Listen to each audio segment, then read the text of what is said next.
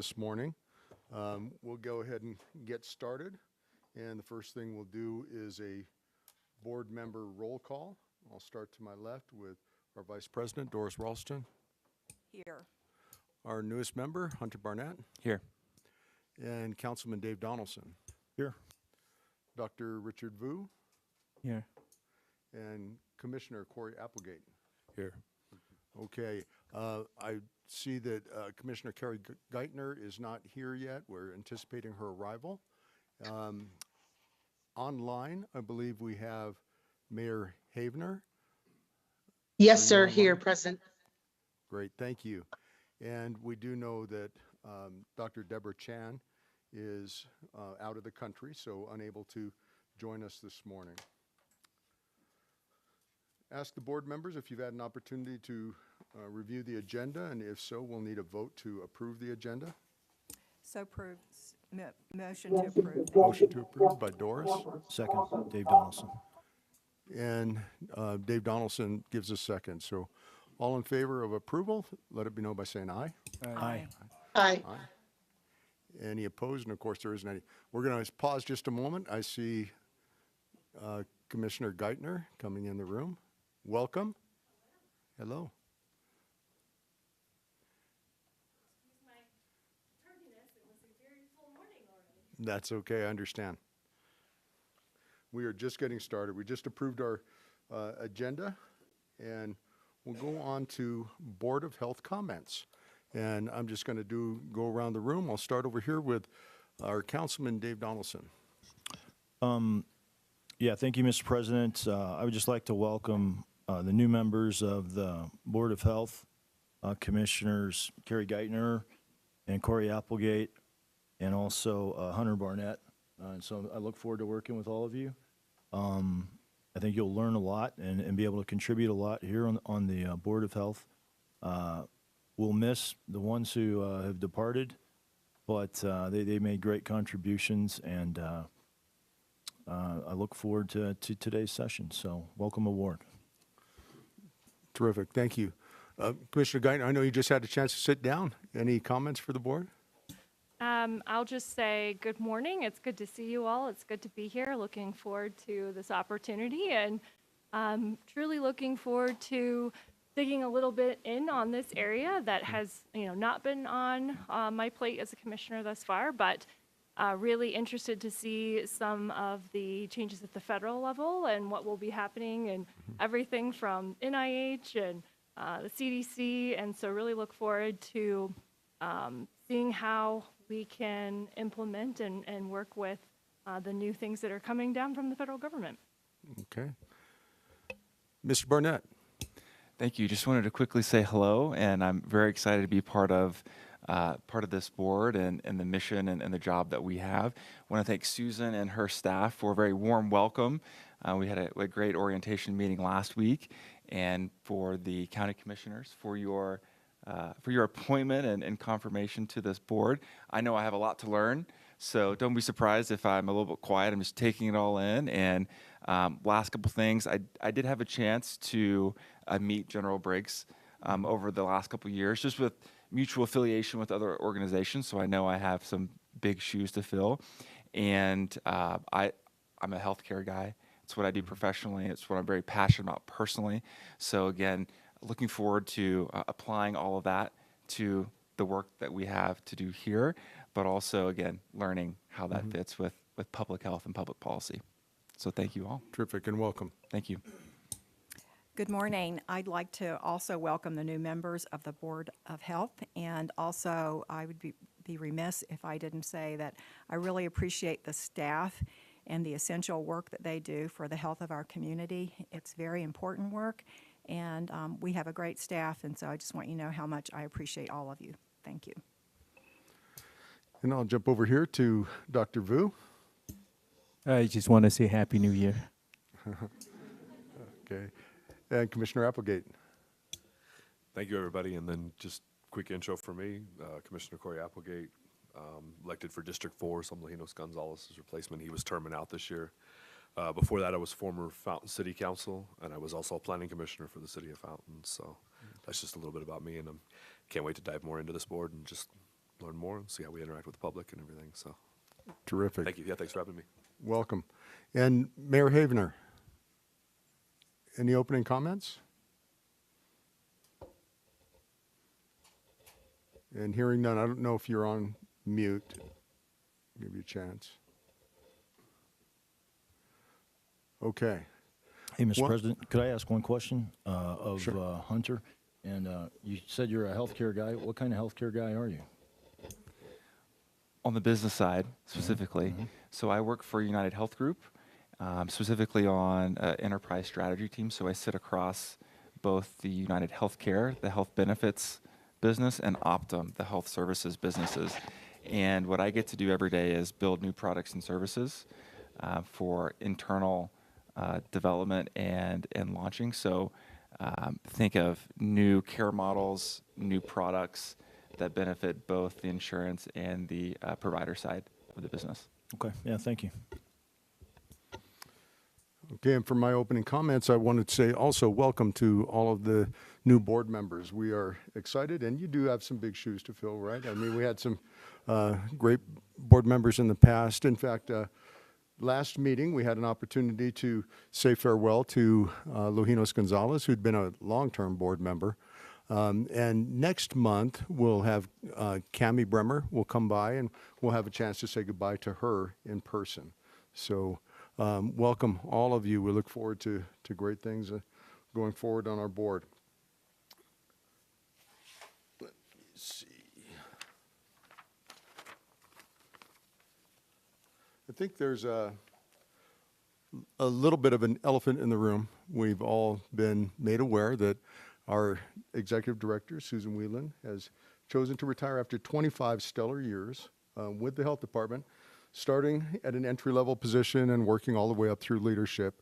And Susan, from my perspective, thank you on behalf of this board, the county that this board represents, for the work that you have put into this community to really looking for the health and welfare of our friends and neighbors. We certainly appreciate all the work that you've done over those 2.5 decades, and good luck, best of luck in the future, whatever that next page might look like for you.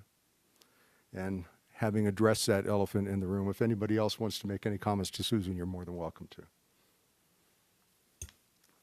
I would, yeah, Ms. President. I also want to thank Susan, and I will just remind you, Susan, that the head of the chamber in EDC announced her retirement. She was leaving, and then like several weeks later, she'd changed her mind. So you think this over, right? The day's young. The meeting, you might have an announcement at the end of the meeting. So, okay.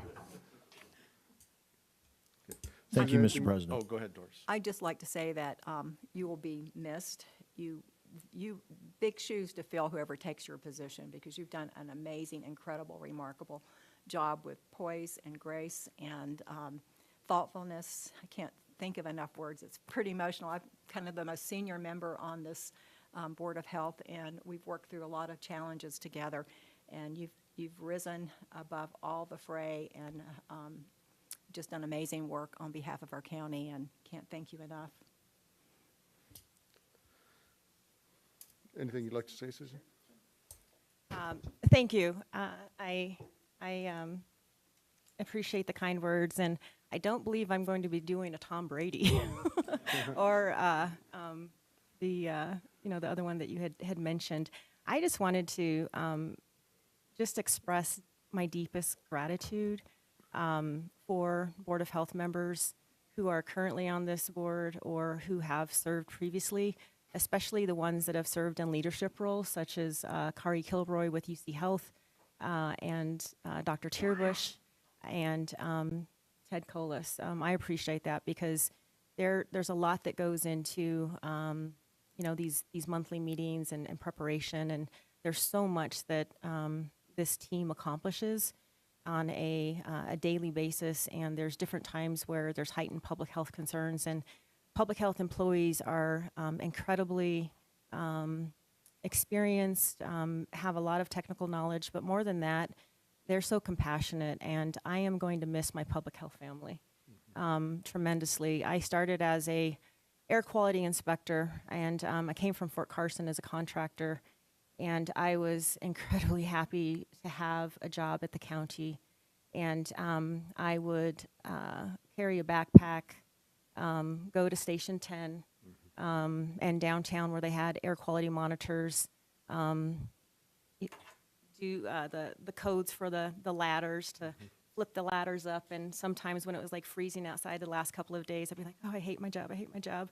But then on like sunny days, it's like I was up on top of the roof and I'd say, oh, I love my job. And you know, working with air quality cassettes. And there was all, you know, different types of activities as, you know, inspections and education. And then I've served in so many different roles throughout the agency, which have been challenging, and I love challenges. And this agency and the board and the leadership over the years have given me so many opportunities to meet challenges head on and to lead.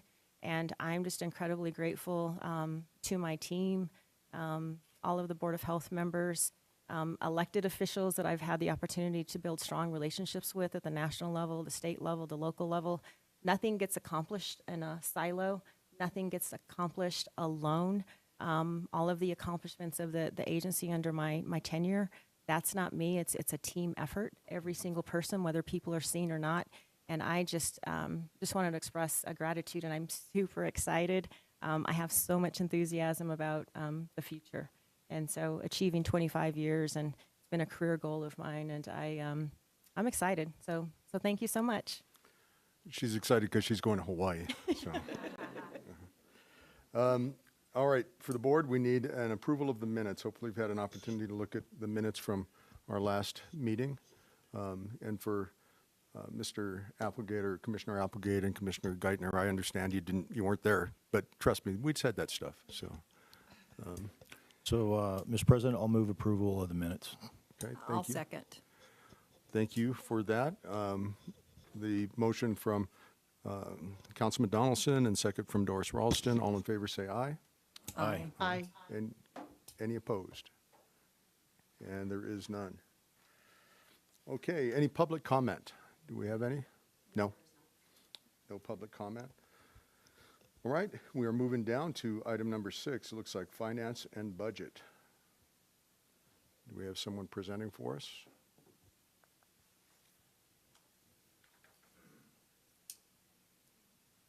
That might be in the notes, but there is no finance report this month.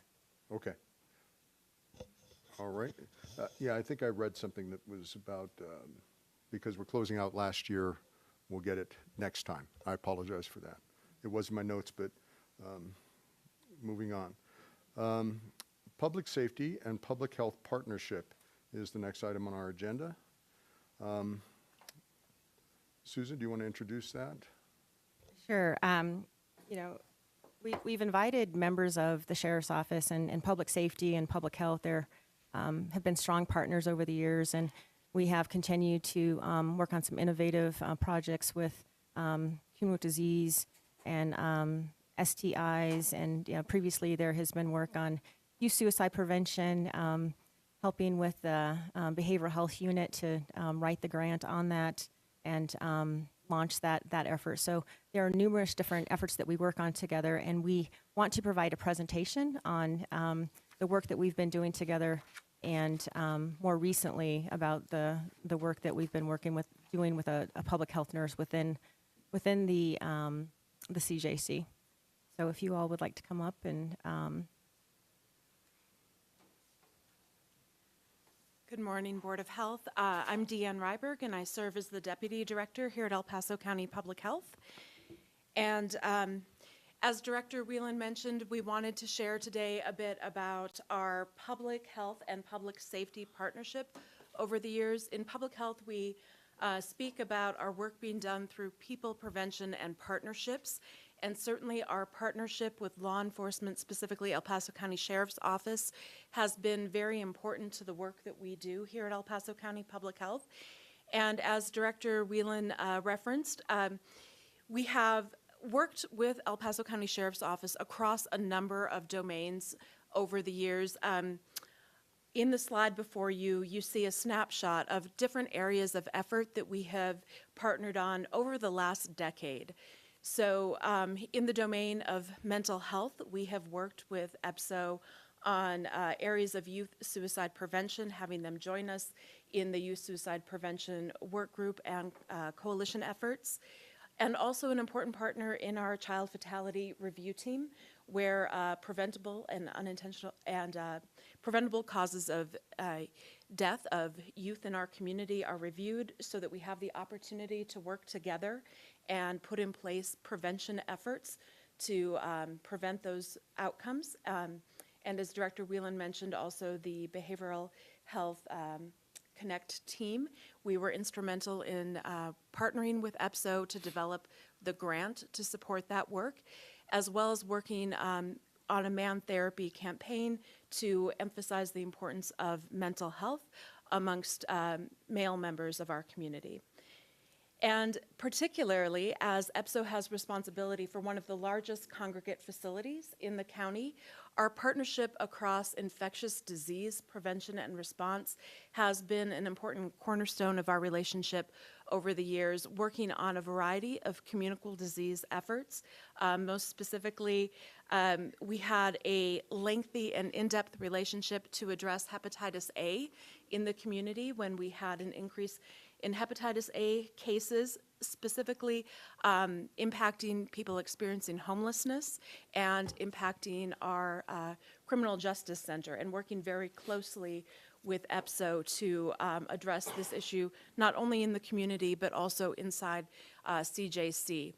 Also, over the years, we've worked on a variety of other issues within CJC, including cases of tuberculosis, as well as bringing opportunities for immunizations into the jail facility. And then we will spend a little bit more time specifically on our most recent partnership with EPSO, which is our syphilis prevention program. And joining me is Jamie, who is one of our division managers in our clinical services program, who will spend a bit more time talking about the depth of that program and what we are partnering on with EPSO. And then before we move on to that, though, I do also want to recognize in the room with us, we have Marini Klaber, who is one of our communicable disease epidemiologists and currently serves as our communicable disease program manager. And Marini has had a special role over the years working with EPSO, specifically throughout hepatitis A and moving into the pandemic. Marini served as a liaison for our team, along with EPSO, working very closely on disease prevention efforts. And in recognition of this, in 2022, Marini received the Civilian Achievement Award from EPSO, and just want to take a moment to highlight that as well, as I think that symbolizes the partnership and the depth of work that we've had, and also the commitment of our mutual teams to work together to address these issues. And then I will turn it over to Jamie to highlight our congenital syphilis program. Thank you, Deanne, and good morning, Board. Like Deanne mentioned, my name is Jamie Morris. I'm the Reproductive Health Division Manager here at the County Health Department. So looking at, the issue congenital syphilis. So what is congenital syphilis? Congenital syphilis is when a pregnant patient has syphilis and it passes through the placenta from the mom to the baby and can infect the baby during pregnancy. This can cause significant issues during pregnancy, included and not limited to things like miscarriage, stillbirth, death shortly after birth, prematurity, birth defects, and/or lifelong complications. Something like congenital syphilis can be prevented with adequate screening efforts and also with adequate and timely treatment.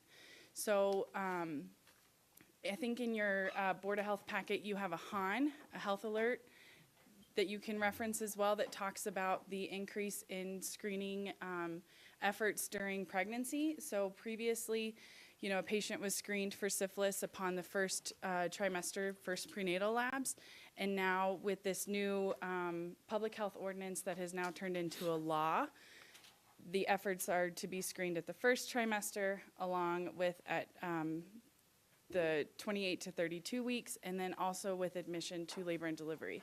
So trying to increase the screening efforts so that we can potentially catch syphilis and get the patient treated prior to delivery. So those are some of the things that we're doing for prevention. Jamie, could I ask a Yes. question? Yeah. Mr. President?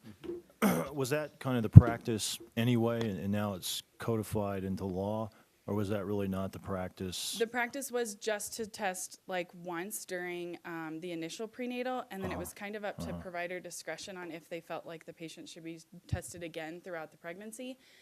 And then we'll talk specifically about dates, but the public health ordinance took place of April of 2024, and just a few days ago was rescinded and turned into a law. Okay, and that's, it's state level, State right? level. Yeah, okay, thank you. Yeah.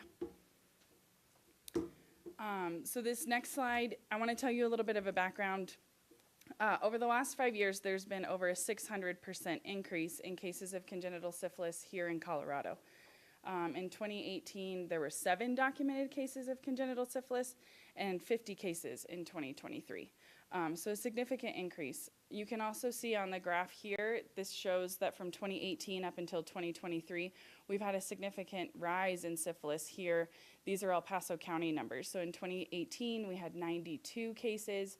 And as you can see, year by year, it continues to go up. All the way up until 2023, we have 275 reported cases of syphilis.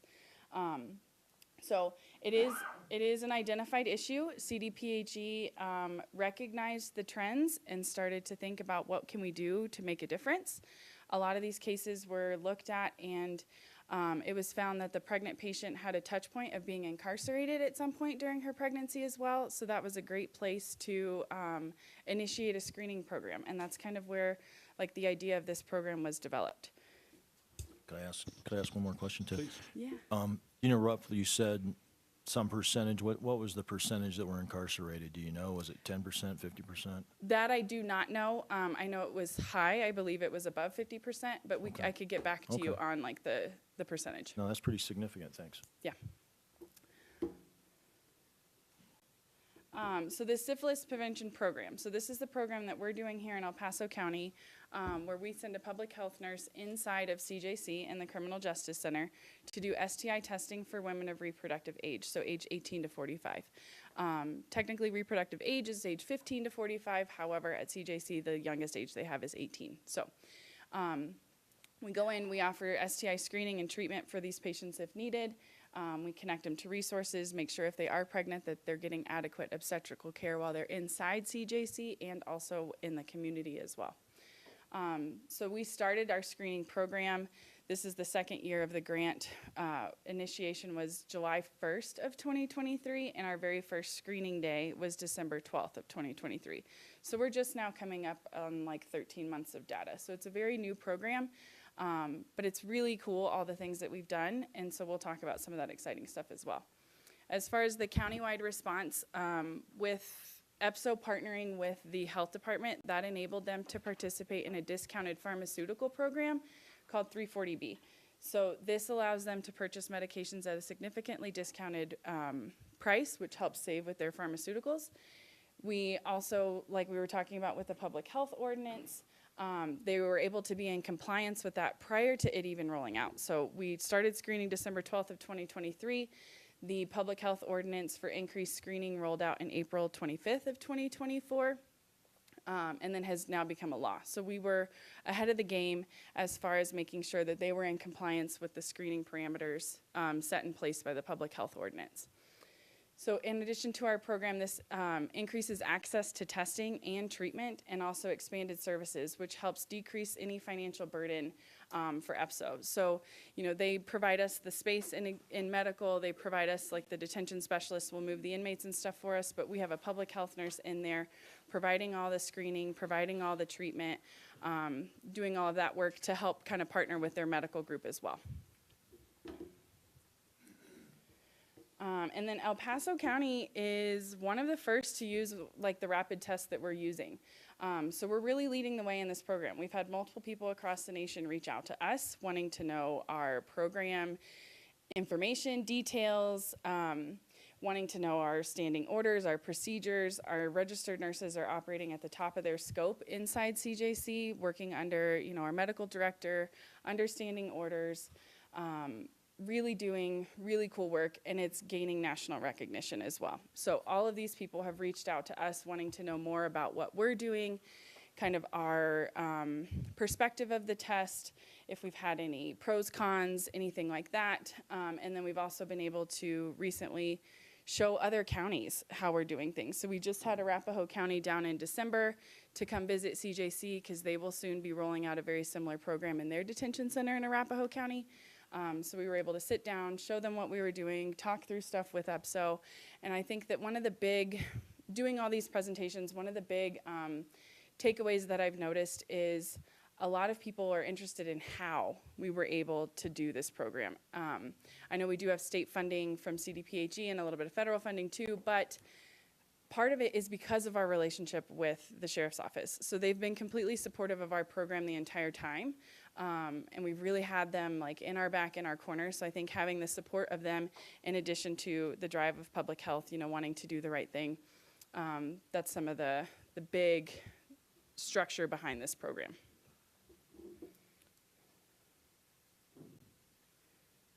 And going over program impact and outcomes, over the first 12 months of the program, we have offered screening to 709 patients.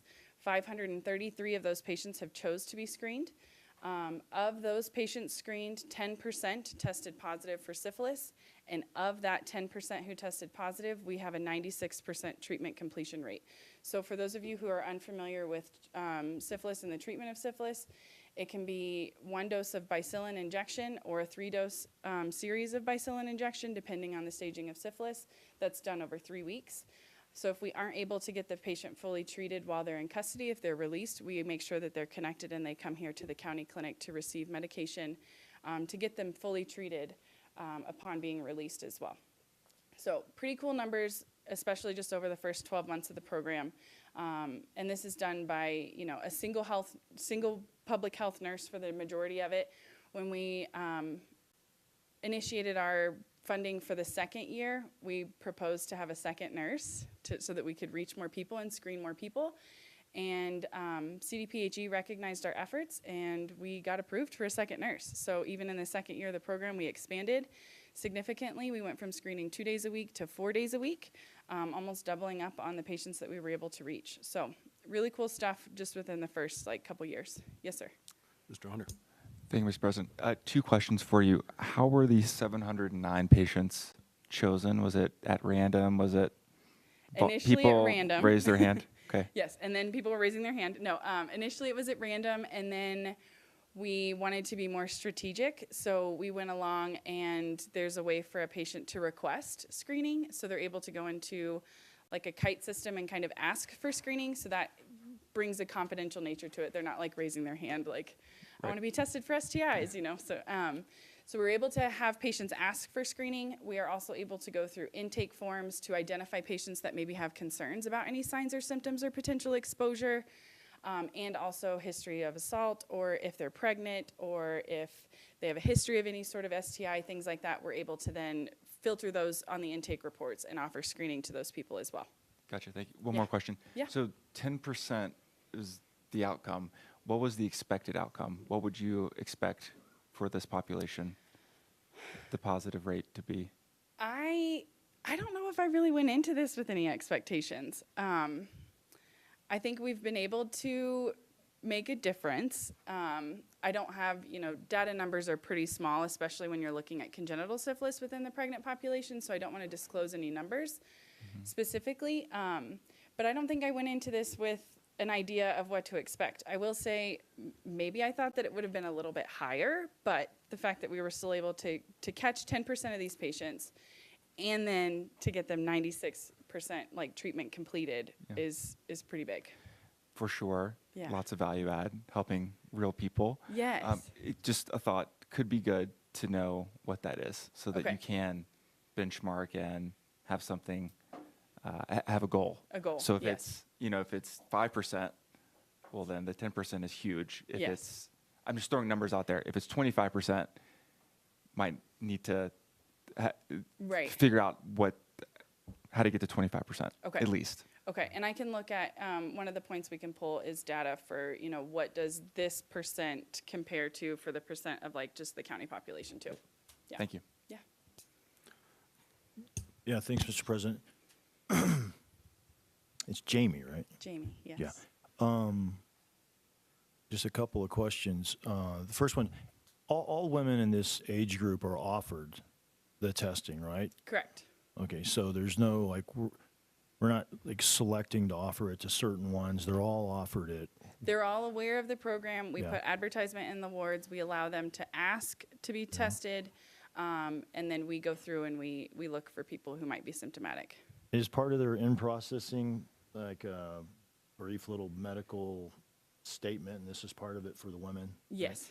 Okay, and then this is kind of just piggybacking on that last question, because I had that in my mind too, but not what were you expecting, but what's the, baseline syphilis in this age group among females, in Colorado? In Colorado, okay. Yeah, and do you know what, it's going to be 1 in thousands. I don't know how many thousands. I don't think that I have the data points that I do have. I didn't break them down as to like framing for females of this age range. Yeah, or even overall, but it's going to be higher for this age range because they're the sexually active ones versus 60-year-olds, 70-year-olds. Well, take that back, but No you comment. know what I mean. And then finally, just the test. You mentioned it's a new test. We're kind of one of the first ones to use it. Do we have a way of, what are the, I don't want to get into the real weeds, but, I'm forgetting the medical term. Dr. Vu is going to help me with this, but, false positive, false negative. So are we confident with this test? Maybe it's new, but is it kind of a gold standard test? Is it? Yes, the sensitivity and specificity That's what of that's it, yes. Those are the words I don't like to say either. But the high 90s, above 95%. So in the first 12 months of data with our program, our false positive rate is 2%. So we are looking at, a patient population that's pregnant. Sometimes pregnancy can trigger false positives and also IV drug use. But we do confirmatory labs on every patient as well. The cool thing about this test is that we can get results in 15 minutes. So if it's a patient who doesn't have a known history of syphilis and they test positive on our rapid test, knowing this clientele is transient and maybe could get lost to follow-up, we're able to do same-day treatment. So the fact that we're able to do same-day treatment and initiate that at the time of the screening is huge. So then when we do the screening, then we'll draw confirmatory labs and bring them back. And there has been maybe 2 patients that we've treated that it ended up the confirmatory stuff came back. That was negative, and so it was a false positive. But again, trying to captivate an audience and capitalize when we do have them for screening, we want to get them treated if we can. Okay, thank you. Yeah. Okay, I've got a question too. You mentioned Yes. screening several Yes. times. Are you looking for other STIs as well, and are they getting treatment if they're identified? Yes, good question. Thank you. We are testing for syphilis, HIV, gonorrhea, and chlamydia, and we do treatment for all except HIV because that is very encompassing and needs to be referred to a specialist. So, but we do all treatment for gonorrhea, chlamydia, and syphilis. If the patient needs medication and they're released from CJC, we get the medication released with them, so they have the full dose versus a couple days and then trying to find the rest of the antibiotics. So really trying to do our due diligence to make sure that people have no barriers to accessing the medication that they need. Thank you. Go ahead. Thank you. So I'm reading on the contract review, specifically, it's a prevention strategy aimed at helping reduce the spread in the community, subsequently reducing the rates of infertility in babies being born with syphilis and other complications due to infections. That's obviously the purpose of the grant. These are 2 different ones. So the contract review is for an STI, like gonorrhea, chlamydia grant that we get from the state that's Got it. used in our reproductive health clinic. Okay.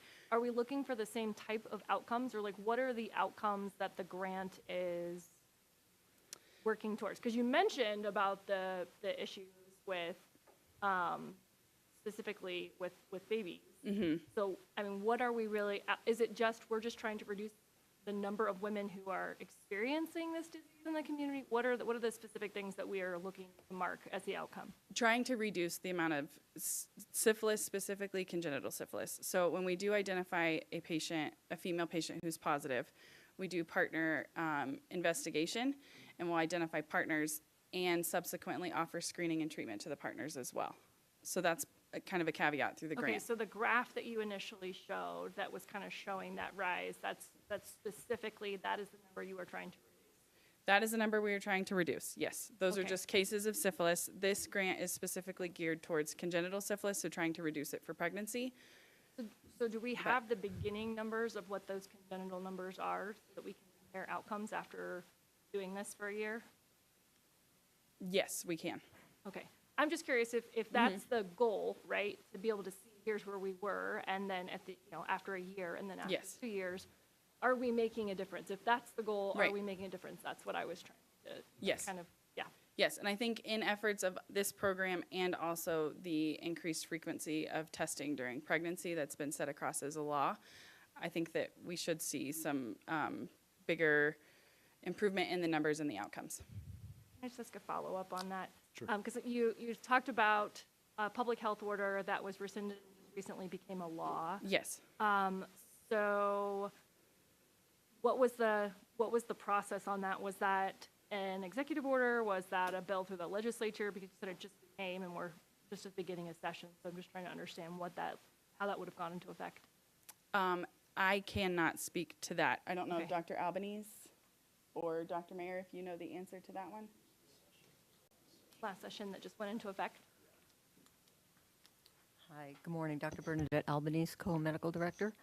So the syphilis screening in pregnancy was already in CRS statutes.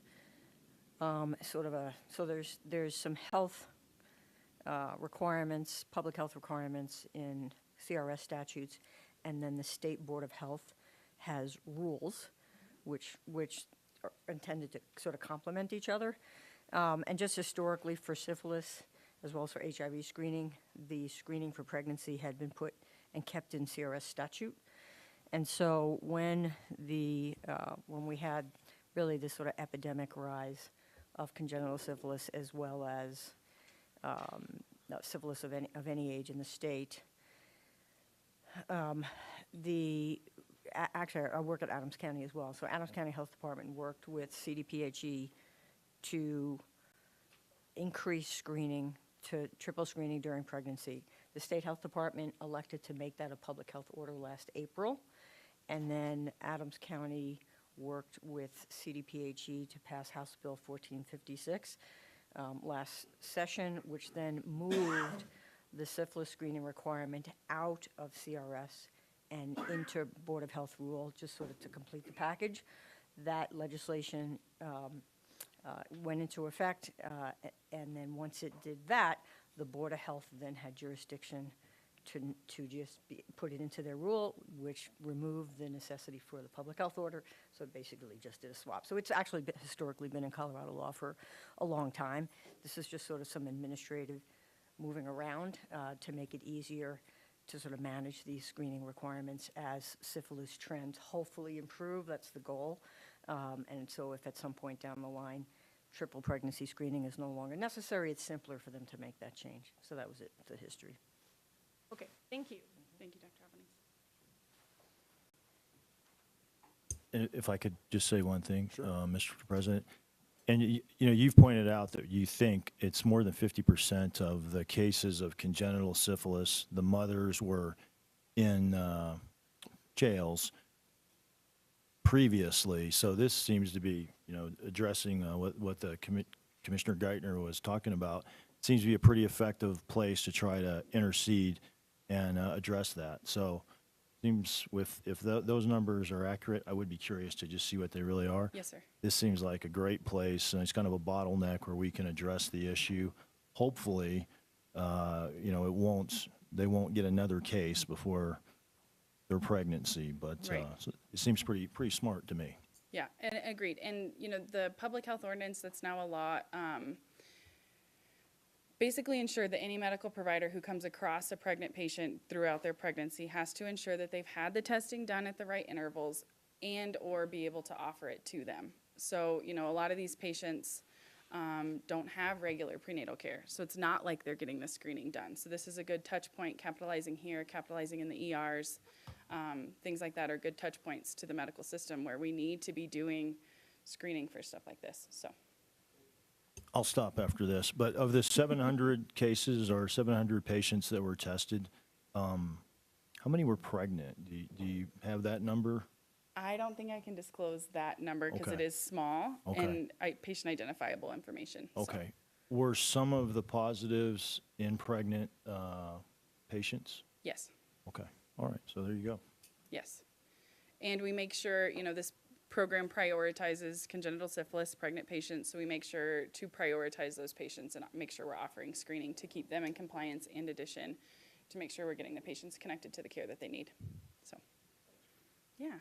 Any other questions? Okay. No.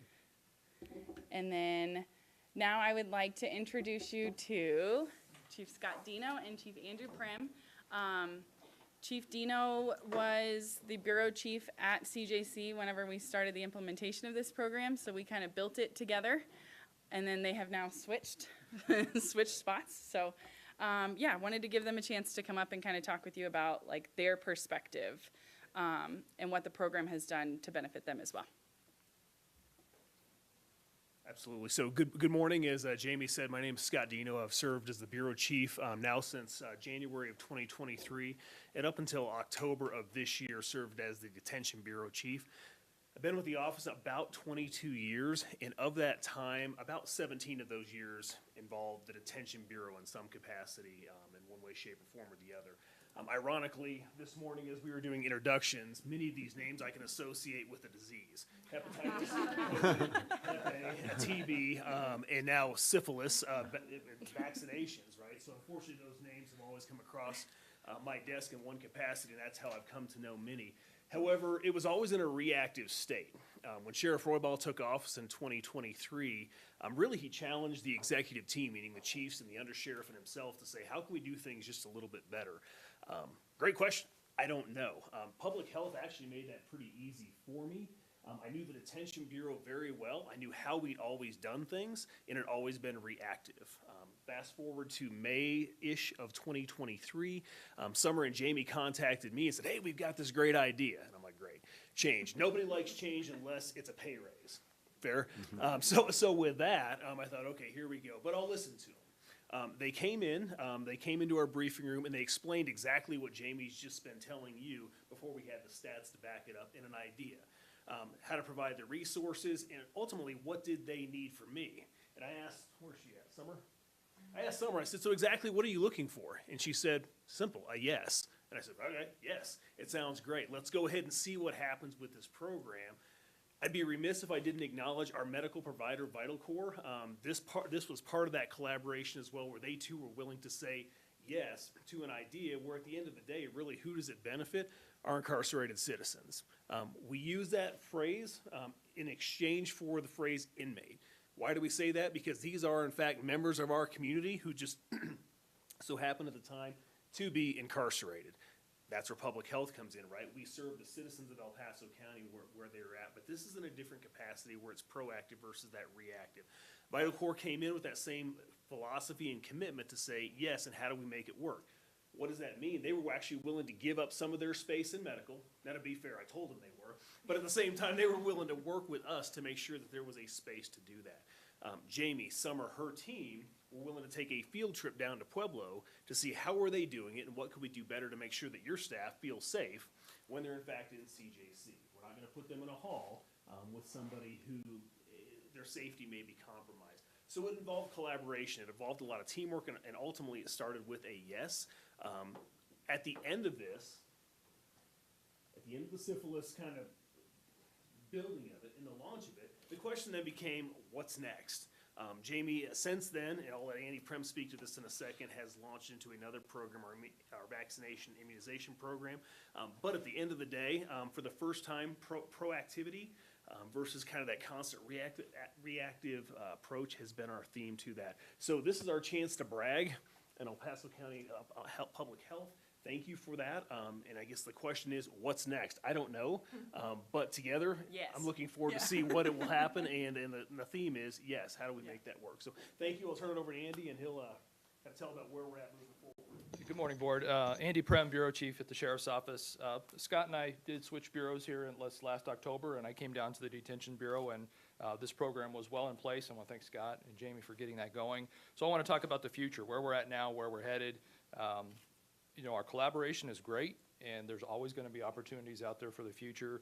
Looking at the immunizations, we're looking at perhaps expanding some of that into our intake area to better catch people when they come in right away. So that's kind of what we're looking forward as some next steps in future. But our collaboration has always been great with the health department back to COVID times when Marini and I spent a lot of time together when I was back down there before, and Dr. Vu was down there to help us out as well in the early stages of that. So great collaboration, and we're certainly committed to making sure that we provide the best service we can in the most efficient way for all of our citizens, and working with the health department like this is certainly a great way to do that. I appreciate that. Thank you. And I appreciate the term incarcerated citizens. The first time that I heard that, I think Sheriff Roybal was in your position. And I did a tour of CJC, and he took quite a bit of time explaining why he chose to call people incarcerated citizens, that they are members of our community, and they have, some of them just made a mistake. Some of them may be habitual, but whatever got them to where they are right now, they are still members of our community, and they are still citizens of El Paso County, and they're going to be treated with respect. And I certainly thought that was a great approach. I'm glad to hear that you guys are carrying that on. They are citizens, and hopefully all things go right. They get released and they get on the right track, and this program is one way to help ensure that that happens. Sure. Thank you, Mr. Colasan. Just to drive that point home a little bit, our average length of stay currently is right around 29 days. So when you think about that, people are only there in that jail, most people, for about 29 days, a little less than a month, and then they're back out in the community. So this is that brief window of opportunity where we have to make a difference. Yep. Okay, is that the conclusion of your, oh, I see Dr. Meyer. I just was going to give a little context for the question about putting things in context. So a quick review shows in 2023. Excuse me, Dr. Meyer, Yeah. we got three new board Sorry. members. Would you Yes, I'm Paul introduce Mayer. yourself? I'm co-medical director Mayor. at El Paso County Public Health, sorry. In 2023, there were a total of 75 women in El Paso County diagnosed with syphilis total. In our program, we have nearly 50 new diagnoses of syphilis, just to try to put it into some sort of context. It's just January of 2025, so we don't have 2024 numbers available from CDPHE, but just to put it into some sort of context. Thank you. Thank you. Okay. Go ahead. Since you did such a great job of quantifying that for us, I was curious if you had any of that larger scale zooming out data available at your fingertips that I was kind of talking about is the number of actually the genital transfer. Do you know what those numbers are looking like for 24 and if they have been reduced as a result of the program? Or even if that's your, if that's not your expectation, if you expect to see a reduction in 3 years or whatever it is, just what that outcome. I don't have that data yet. It is early to get that kind of data as an impact. And, but yeah, that's certainly our hope. That's the whole goal of this, is to see a decrease in congenital syphilis, correct? Did you guys start with a goal on that? And I'm sorry, since I'm new here, but I'm curious, did you start with a goal of whether you would see an impact in year 1 or year 2 or? Well, yeah, the hope is for that, but the magnitude, it was hard for us to know for sure. We gathered a lot of data from Pueblo County as we were starting up, but their incidence is actually much higher than ours. So going into it, it was hard for us to predict exactly how big of an impact we'd have. Right.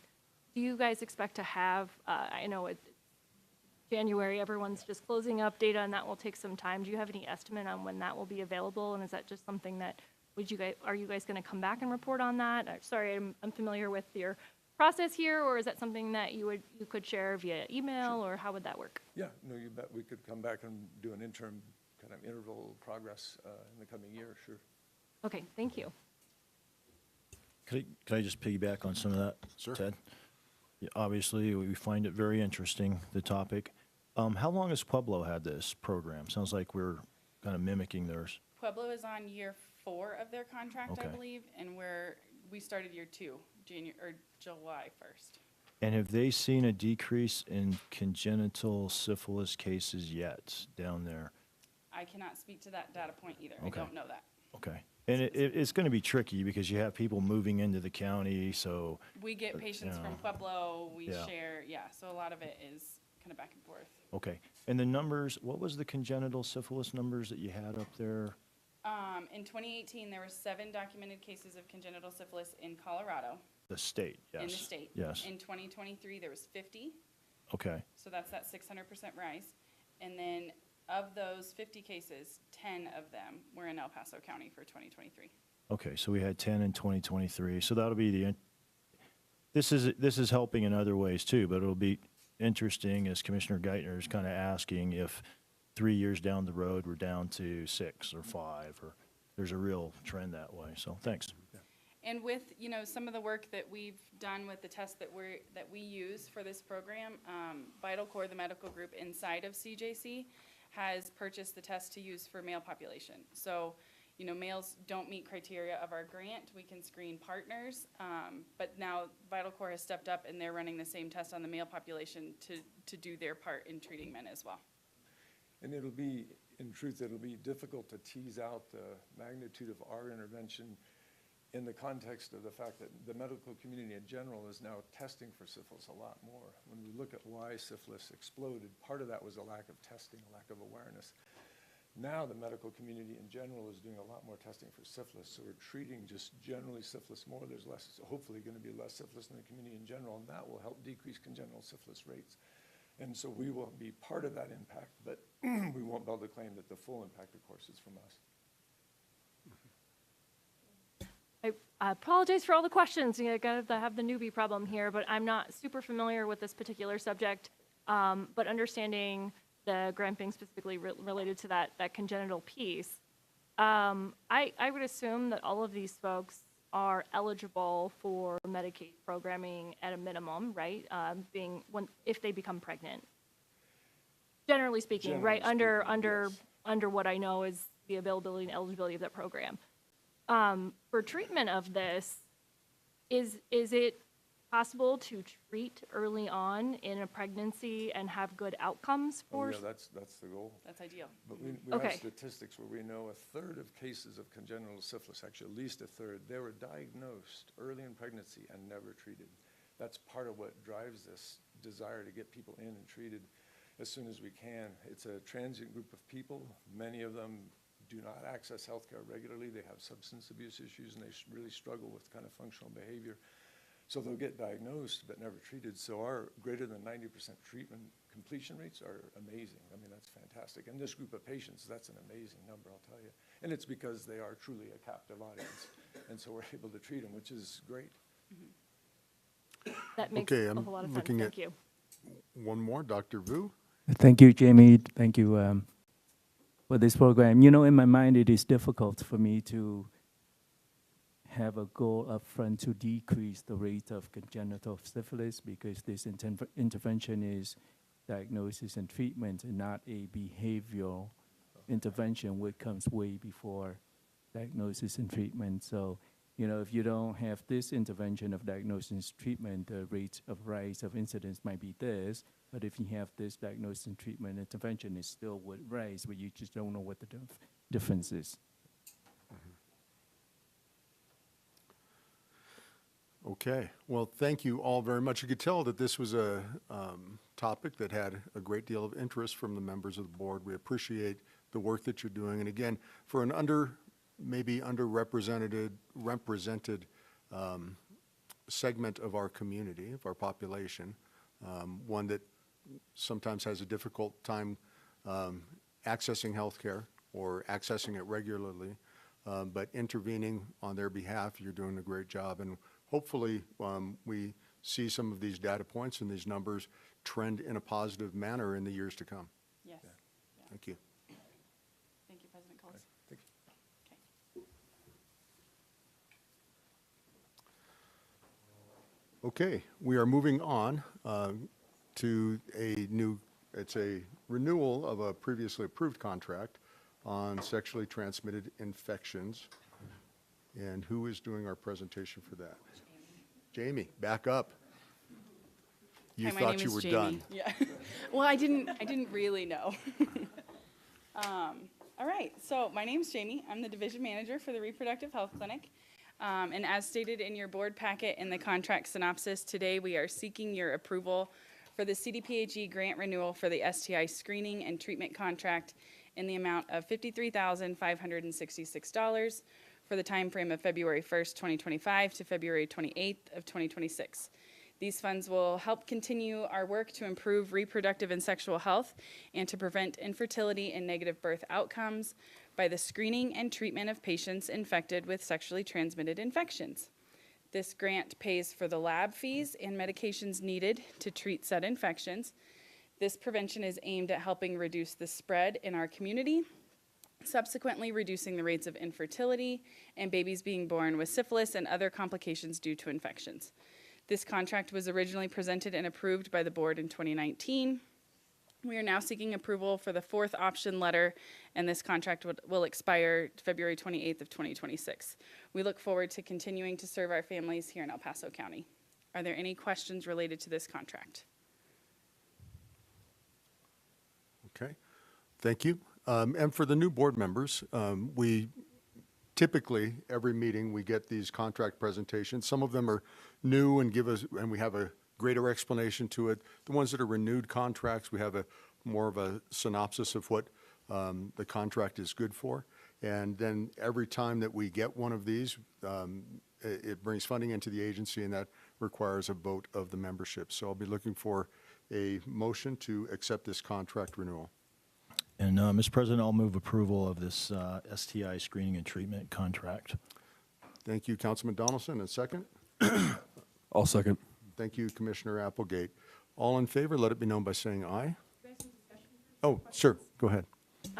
Yeah, so being new, and again, sorry, but not knowing anything about this program, I'm going to go back to, do we have any data around outcomes and any explanation of how that program is going related to those specific outcomes? You all may be very well aware of that and feel really confident, and if it's something that you just want to send me offline to, that would be great. But it would be helpful to understand the implications and the outcomes of the program. For that reason, I will probably abstain on this vote because I'm just not familiar. But Okay. This contract is for our reproductive health clinic. So this covers all the STI testing and treatment that we do here in the clinic versus the other grant that we have where we get to do stuff inside CJC. So as far as outcome and data's on this one, sorry, getting through my notes here. Looking back on previous years, we're pretty consistent in clinic numbers. So in 2022, we served 1,926 clients. 2023, we had 1,981.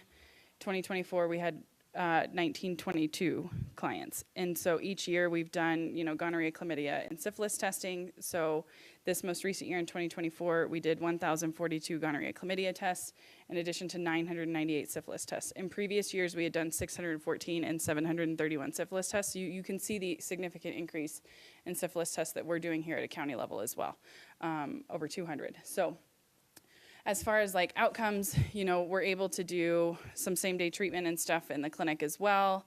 We can treat empirically. We can do expedited partner therapy. So I don't have data points for specific outcomes, but we are screening and treating people, and this one covers the clinic. Go ahead. Yeah, thanks, Mr. President. I do have a question, but just to point out that if we vote yes on this, what we're approving is essentially a grant from the state. So it's not, it's a grant. So no such thing as free money, but it's essentially free money. But I do have a question just on this syphilis test. Like we noted that there's about a 10% positivity rate there at the CJC. Do you know what it is with the tests that are done here? I can find out for you. I would think there's possibility that it's higher because a lot of community partners refer patients to us for treatment. Okay. So this isn't just random citizens coming in for testing. It's both, yeah. They're getting sent here by Some are getting referred. providers. Okay, for symptomatic, things. Okay.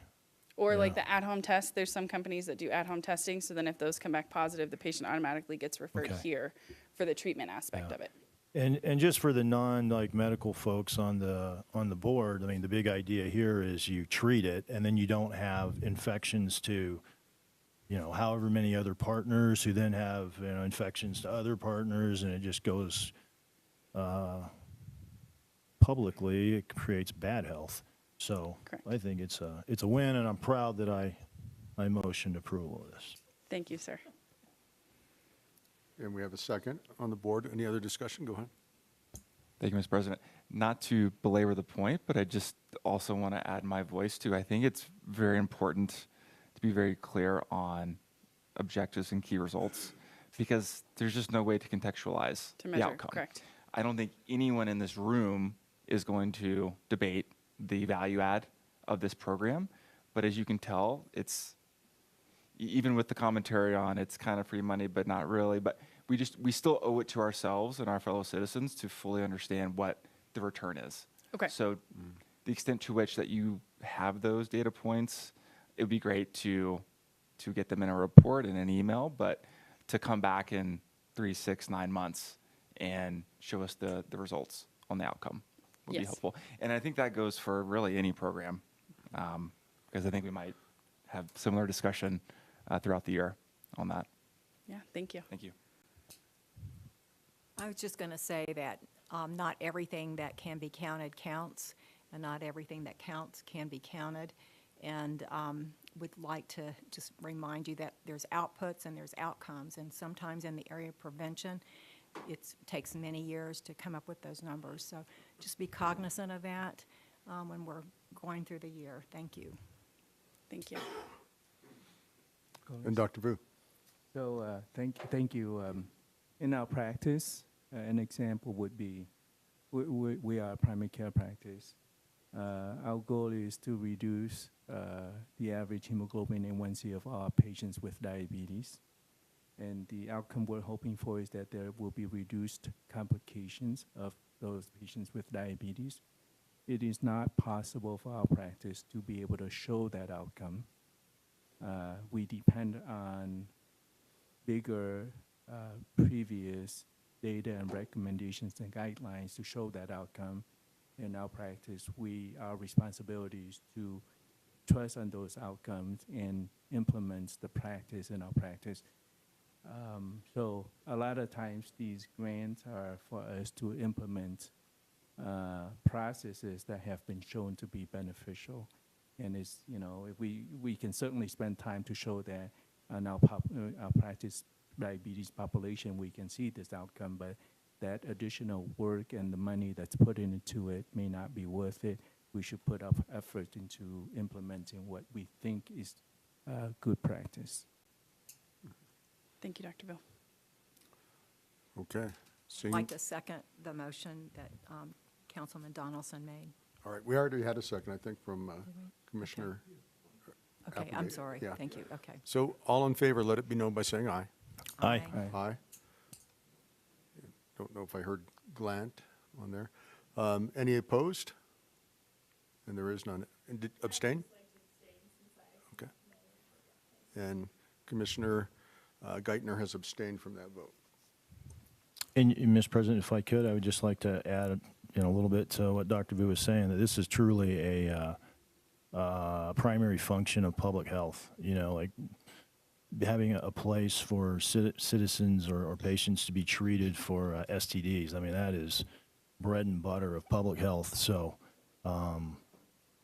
that's what I think new members will appreciate. You'll learn more about that, and it's never a bad thing to find out, well, how much do we spend per case? But we need to be a resource to provide that treatment. Thanks. Thank you, I agree. Thank you, Jamie. Thank you. Next on our agenda is the director's report. So for new board members, typically what comes under the director's report are topics around just a moment. Excuse me. Thank you to our guests. Thank you. Be safe. Bless you. Excuse the interruption. Oh, no, that's okay. So under the director's report, if I'm directed to provide a presentation or a report on data, then we work towards that. Or if there are hot topics that are happening in the media or around the county that we can provide some perspective on, because you hear a lot in the news, and sometimes trying to filter through, what is actually happening, can sometimes take on a life of its own. So just know that if there are requests, those go through the Board of Health president, and then we work on those presentations. And this time we have a update on H1N1 avian influenza. That there's been a lot of discussion about that. We have had previous presentations on that. So our responsibility is to monitor and investigate and control or limit the spread of disease as a mandated function. And so we are always monitoring, and there's always activity going on 24/7 that our communicable disease section is overseeing.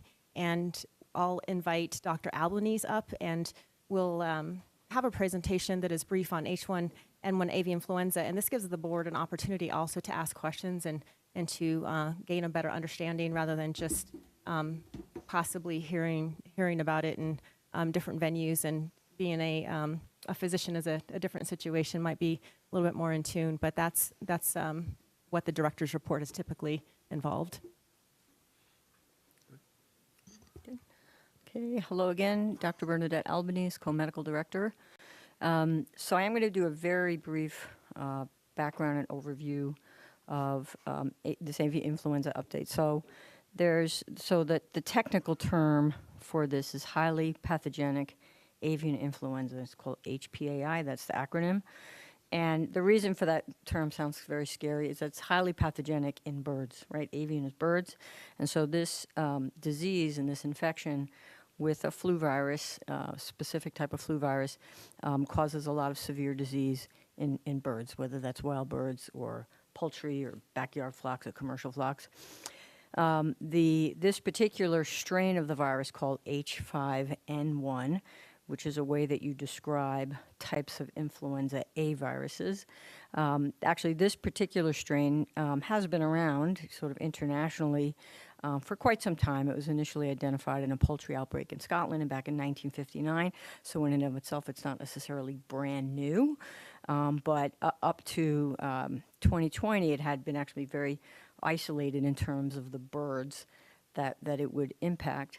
However, back in 2020, a new strain, and so from a science standpoint, sort of have to keep track of new strains, and we use numbers and letters. So the new strain of H5N1, which was nomenclature 2.3.4.4b, nor here nor there, that's the strain, emerged in 2020 in wild birds with very rapid global spread.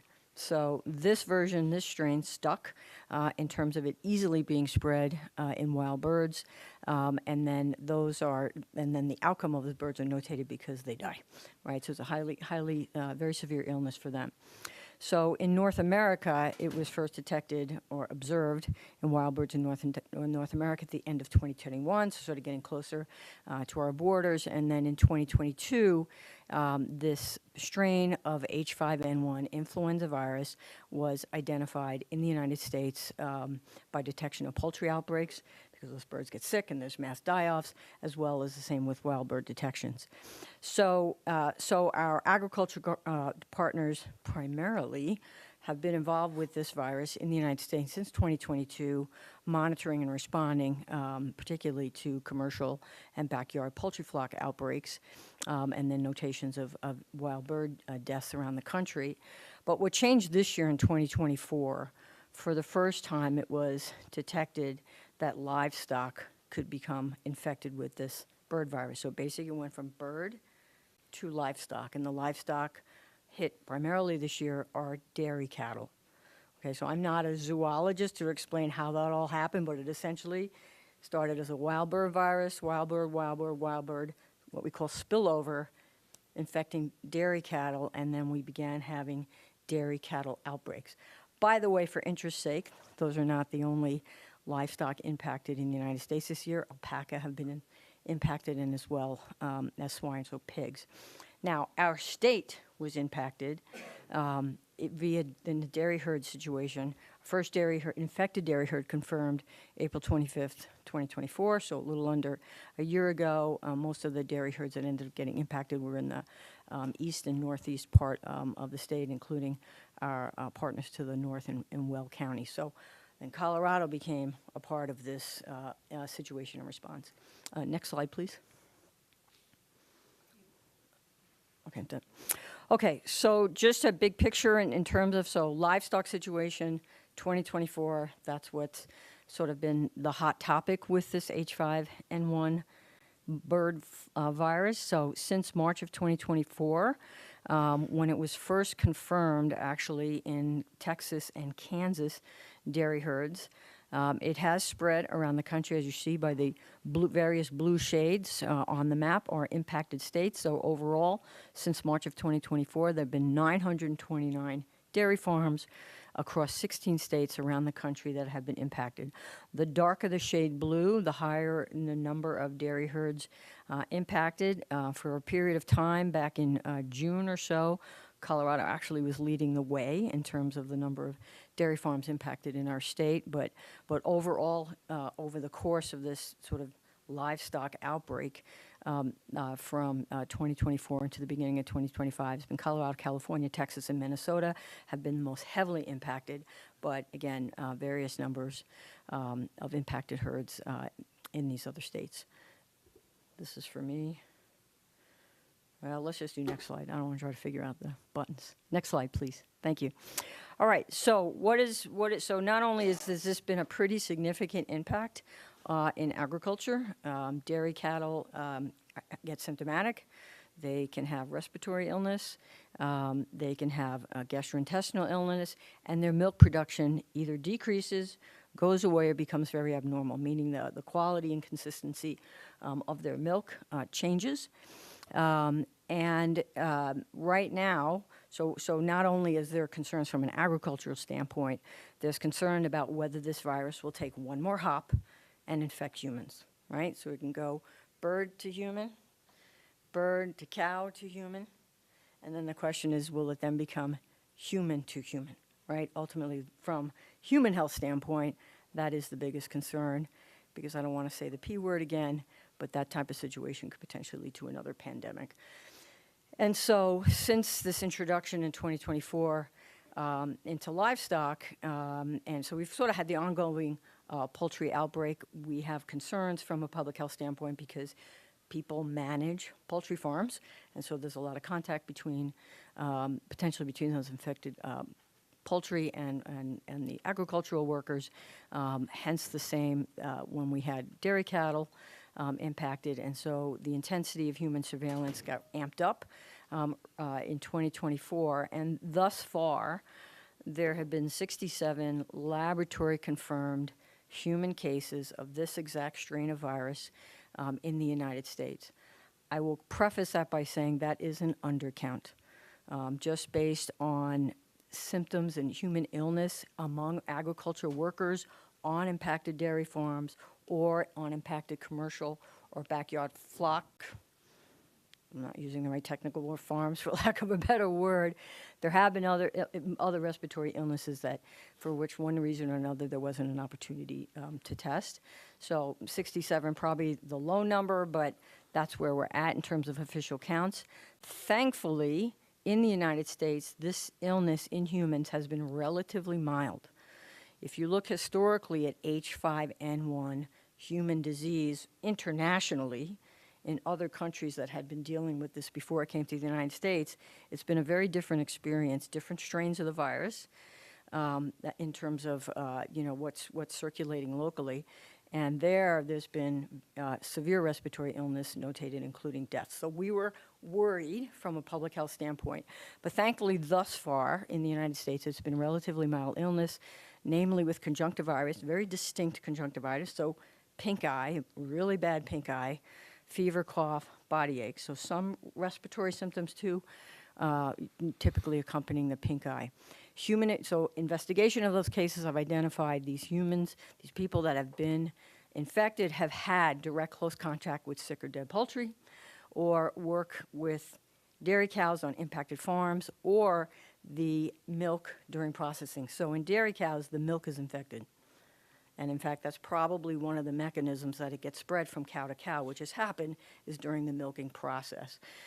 So it's really been close contact. So this isn't something just sort of floating around, right? So right now, people at greater risk for being exposed and potentially infected is through occupational exposure, so dairy farms, slaughterhouse workers, milk processing employees, poultry workers, and veterinarians that care for the ill animals. So that is really the people at risk. There is little to no risk to the general public outside of those settings. And so far, there has been no documented spread from person to person. And one more slide, please. So the take-home messages. We are, from a public human health standpoint, we are concerned that the virus has already jumped, shows the capacity to jump into humans with enough exposure. Right now, there is no documentation that a person who is sick with this virus is capable or has demonstrated the ability to spread it. But we worry about that because if the virus further adapts to make it easier to be spread from one person to another, then we would be in a difficult situation. So if the virus continues to be present from an agricultural standpoint in our bird species, or in livestock, it just increases the opportunity that people can get exposed and increases the opportunity that the virus might adapt more readily in humans. So that's a hypothetical, but things that we're monitoring from the science standpoint. So in terms of the national effort, state level, right now local health departments really aren't terribly involved with these investigations. This has really been a state and federal response. So of course we continue to be testing in birds and not just livestock, but other mammals that have been demonstrated, been infected with this, monitoring our animal to human exposures.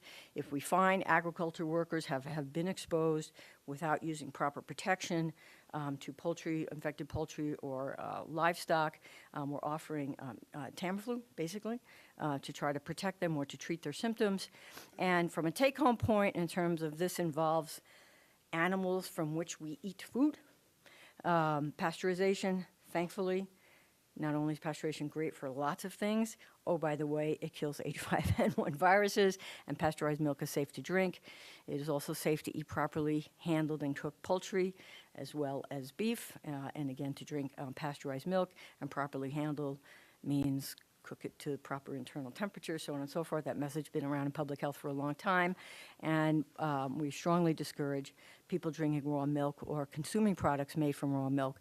This virus, live virus, has actually been found pretty readily in raw milk that hasn't been pasteurized, and so it would increase someone's risk theoretically. So that I'm happy to take questions, and I brought my laptop just because I have some additional data in case there's more questions. Denise, thank you for that informative presentation. If poultry, if they were provided with antibiotics, I know that that's not what happens. Would that decrease the amount of avian flu in the? No, this is a virus, and so this isn't. So the whole use of antibiotics or not using antibiotics, right? It's sort of a mixed bag in terms of that. Wouldn't have any impact. So this virus is heavily concentrated in, so birds have respiratory symptoms. The virus is easily found in infected birds and their respiratory symptoms. It contaminates their feathers. It's found in their excrement. So if I have not been to a poultry farm, but in the work and just talking to my colleagues around the state, if you've been in one of these farms, there's a tremendously high, tens of thousands of birds all concentrated within buildings, and they are flipping and flopping around, and so basically the virus is aerosolized within that environment, hence making it particularly problematic for poultry workers. So when there's a poultry farm impacted and we're starting to see these die-offs in birds, I mean, testing is done right away because that's the suspicion, is that it might be the bird's illness might be from H5N1, and then they try to institute infection control measures and so forth to protect the workers. Thank you. I appreciate that. Much better than what I get on the evening news. Thank you. All right, and that's the conclusion of the director's report? All right, thank you. At this time, the board is going to go into executive session, and so I have to ask all of our guests to please excuse us. Oh, I'm sorry. Lori Seago. Thank you, Mr. President. So first, if I may, I'd like to read it into the record, and then we do need a motion, a second, and a vote to go into executive session. Okay. So the request is for an executive session pursuant to CRS 24-6-402, 4E and F, to determine positions relative to matters that may be subject to negotiations, develop strategy for negotiators, and instruct negotiators, and regarding personnel matters pertaining to the employment agreement with an annual performance review for Public Health Director Susan Whelan. So we would need a motion to go into executive session, a second, and then an affirmative vote. I move that we go into executive session. you. Second, Dave Donaldson. Doris, and thank you, Mr. Donaldson. All in favor, let it be known by saying aye. Aye. Any opposed? And there is none. So with that, thank you, everybody.